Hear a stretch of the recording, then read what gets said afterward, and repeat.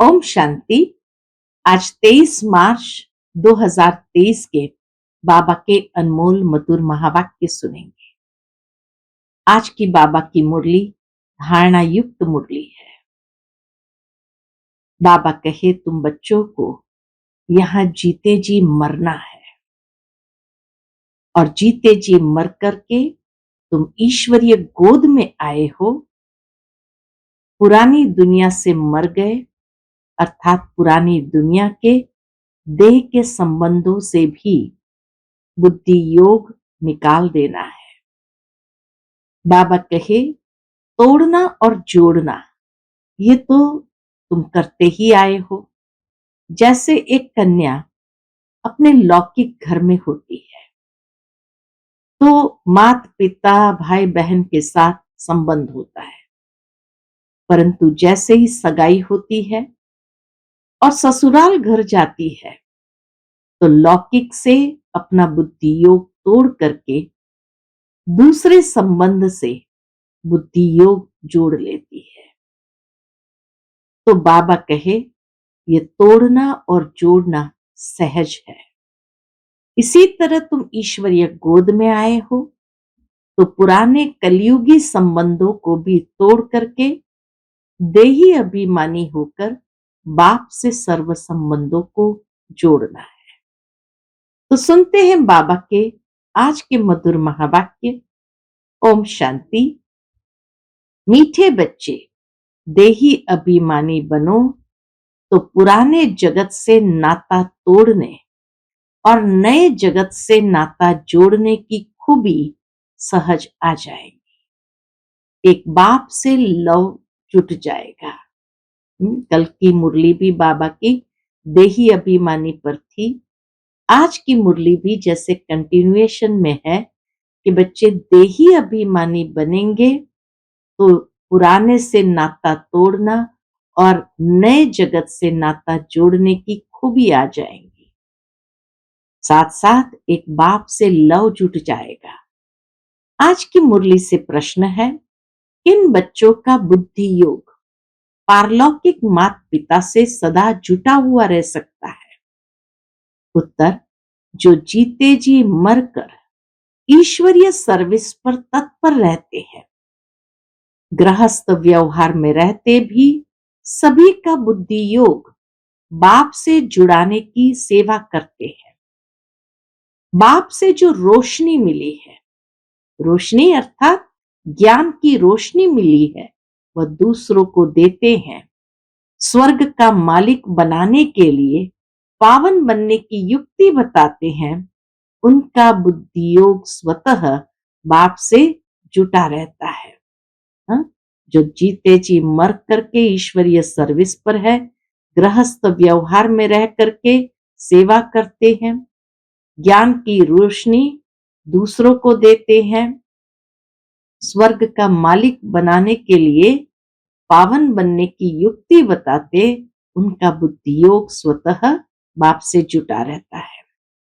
आज की मुरली से पहले गीत बजा है, कौन है पिता कौन है माता। ओम शांति। गीत का अर्थ क्या है?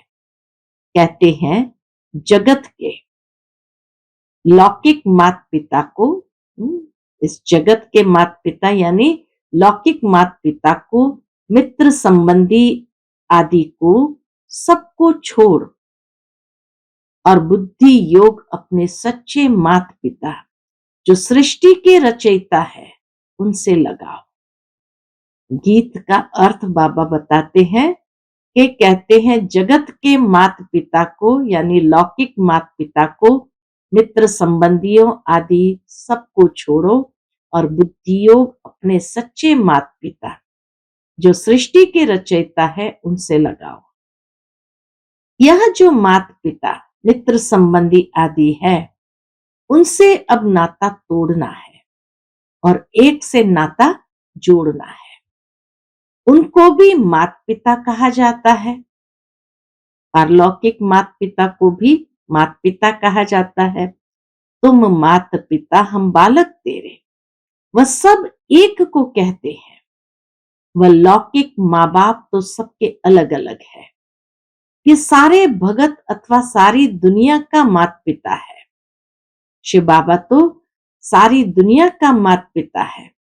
तो पारलौकिक माता पिता का बनना और लौकिक माता पिता मित्र संबंधियों को छोड़ना, इसके लिए देही अभिमानी बनने का ज्ञान चाहिए।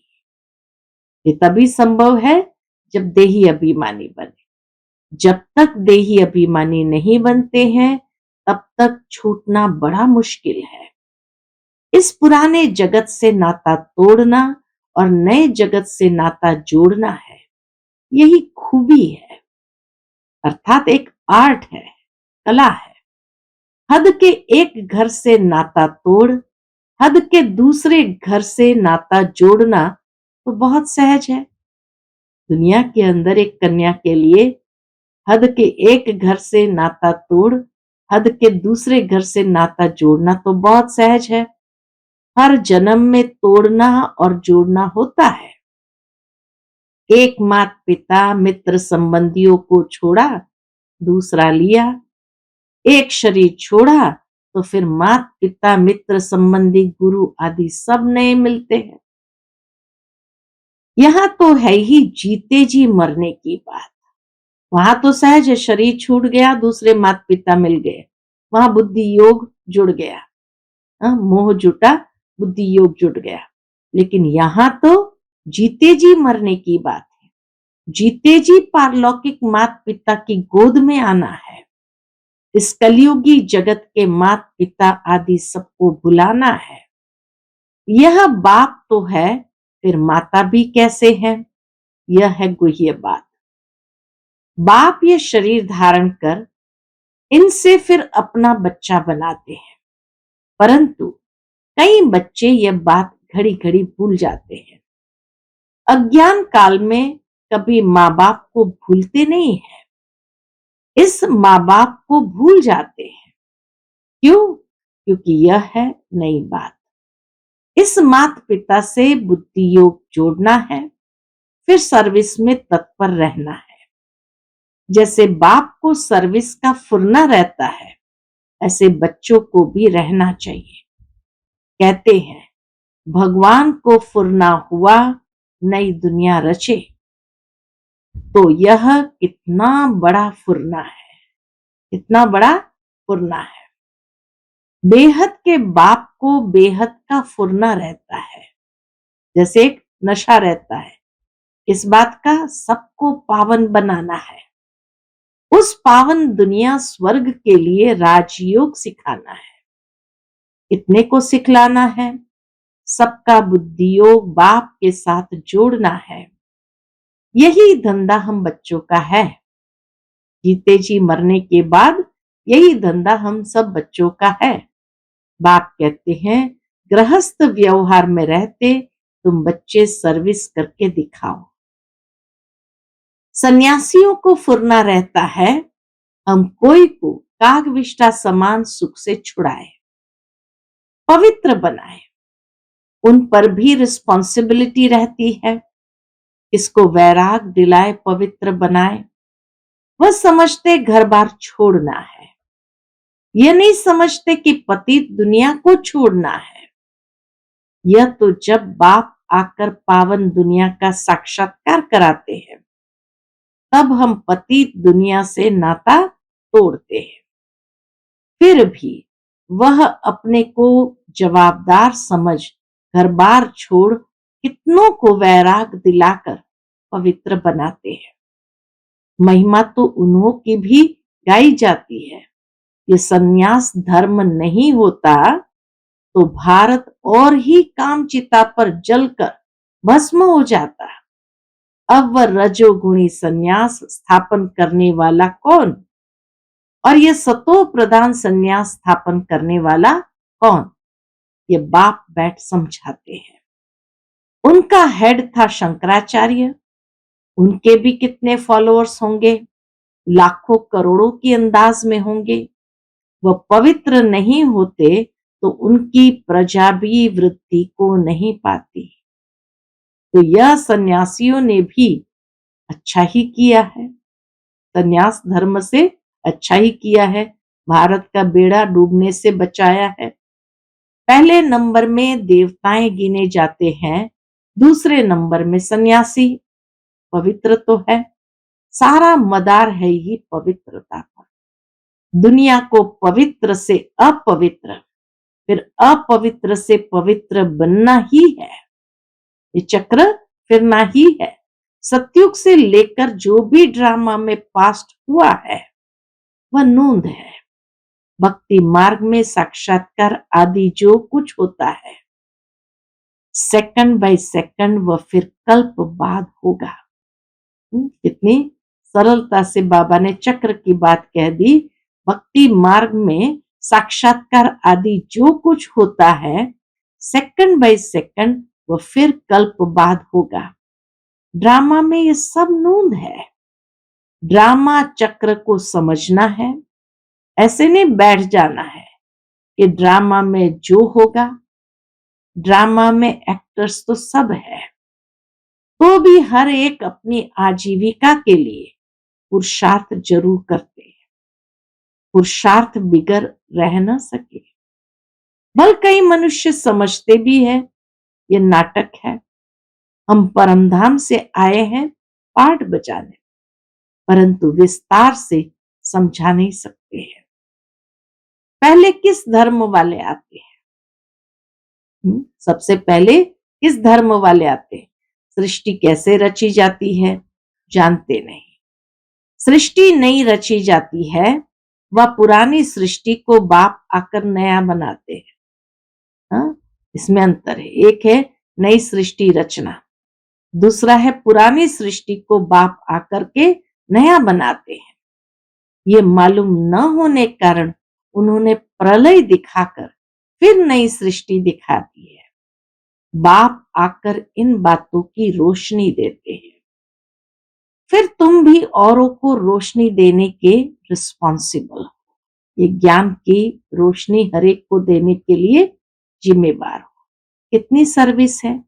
जैसे बाप ने तुमको मुक्ति जीवन मुक्ति में आने का मार्ग बताया है, जिस मार्ग के लिए ही आधा कल्प भक्ति मार्ग में ठोकरें खाई हैं, तो बेहद के बाप को फुरना रहता है कि हम अपनी सैल्वेशन आर्मी की वृद्धि कैसे करें, सभी को रास्ता कैसे बताएं। तुम बच्चे सबको बताओ। क्या बताओ? कि बाप आया हुआ है, इसलिए राजयोग सिखलाने। कल्प पहले मुआफिक, जिसको ही शिवाय नमः कहते हैं, जो है सभी से ऊंचते ऊंच परमधाम में रहने वाला। हम सभी आत्माएं भी वहां निवास करती है। आत्मा को हमेशा इमॉर्टल कहा जाता है। आत्मा को हमेशा इमॉर्टल कहा जाता है। वह कब जलती मरती नहीं है। हर एक आत्मा में पार्ट भरा हुआ है। अपनी आत्मा को देखो, वह जो मुख्य है उनको देखो। झाड़ को जब देखा जाता है तो मुख्य फाउंडेशन और टाल टालियों को भी देखा जाता है।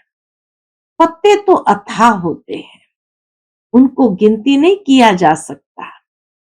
टाल टालियां गिनती कर सकते हैं। तो बरोबर इस झाड़ में फाउंडेशन हम देवी देवताओं का है। इस कल्प वृक्ष के झाड़ में फाउंडेशन हम देवी देवताओं का है। अभी फाउंडेशन ही सड़ गया है।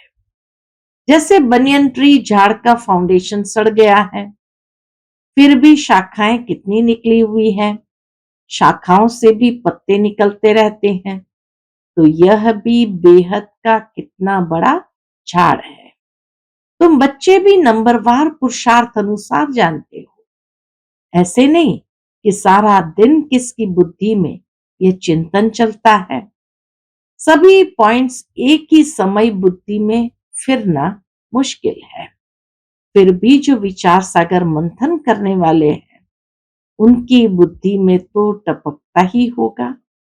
ये बातें बाबा की टपकती होगी। झाड़ बुद्धि में है तो बीज रूप बाप भी याद रहता है। हम भी वहां के रहने वाले हैं। फिर इस झाड़ में हम ही ऑलराउंड आते हैं, आदि से अंत तक। जब तुम पतित जर्जरीभूत अवस्था में आते हो तो सारा झाड़ आ जाता है। पहले पहले जो थे वह भी अब पुराने हैं। पिछाड़ी वाली टाल टालियां भी पुरानी हैं। जो सर्विसेबल है उन्हों को ओना रहता है। हम बाबा के मददगार हैं। मनुष्य को फिर से 100 देवता बनाने के लिए ये समझाना पड़ता है। तुम 100 देवता थे, 100 क्षत्रिय बने, 84 जन्म की जन्म पत्री तुम ही बता सकते हो। तो यह बातें जब बुद्धि में टपकती रहेगी तब किसको समझा सकेंगे। चिंतन चलना चाहिए। हम बच्चे बाबा के साथ मददगार हैं, तो बुद्धि में आना चाहिए कि हम किसको ड्रामा का राज कैसे समझाएं, उन्हों का योग बाप के साथ कैसे जुटाए, मनुष्य से देवता बनाने का पुरुषार्थ कराए, अर्थात बाप से बेहद का वर्षा लेने का मार्ग बताए। बाबा कहे ये रहम की भावना अंदर में आनी चाहिए। जिनको बाप द्वारा मार्ग मिला होगा वही बताएगा। बाप ही आकर के राजयोग सिखलाते हैं अथवा मुक्ति जीवन मुक्ति के गेट्स खोलते हैं। ऐसे सारा दिन विचार सागर मंथन करना चाहिए और स्वभाव भी बहुत मीठा धारण करना है। इसके भाव स्वभाव में जलना व मरना नहीं है। कितनी सुंदर बात बाबा ने कही, इसके भाव स्वभाव में जलना व मरना नहीं है, सहन करना है, अपनी सर्विस करनी है। जितना हो सके सर्विस में टाइम देना चाहिए। सहन करके अपनी सर्विस करनी है। अपने से पूछना है, हम बाबा बाबा कहते हैं, बाबा को तो बेहद सर्विस का ओना रहता है, मैं बाबा का बच्चा क्या कर रहा हूं। यह है सेल्फ रियलाइजेशन। मुझे कितनी सर्विस करनी चाहिए, टाइम तो बहुत मिलता है। तरस पड़ना चाहिए, बेचारे सभी बाप से बिछड़े हुए हैं, धक्का खाते रहते हैं, पाप करते रहते हैं, बाप से बेमुख कर सबको मुंझाते रहते हैं। तुम ब्राह्मणों का काम ही है सबको ज्ञान सुनाए, क्या करना, सन्मुख लाना। तुम ब्राह्मण हो, गीता के भगवान के सच्चे सच्चे बच्चे, तुमको अथॉरिटी मिली हुई है। तुम्हारी बुद्धि में गीता का ही ज्ञान है। जो समझा नहीं सकते उनको हम ब्राह्मण नहीं कह सकते। बड़ी बात बाबा ने कह दी, जो समझा नहीं सकते किसी को उनको हम ब्राह्मण नहीं कह सकते। हाफ कास्ट व क्वार्टर कास्ट कहेंगे। नाम ब्राह्मण है, धंधा शूद्र पने का करते हैं, बुद्धि शूद्र पने की है।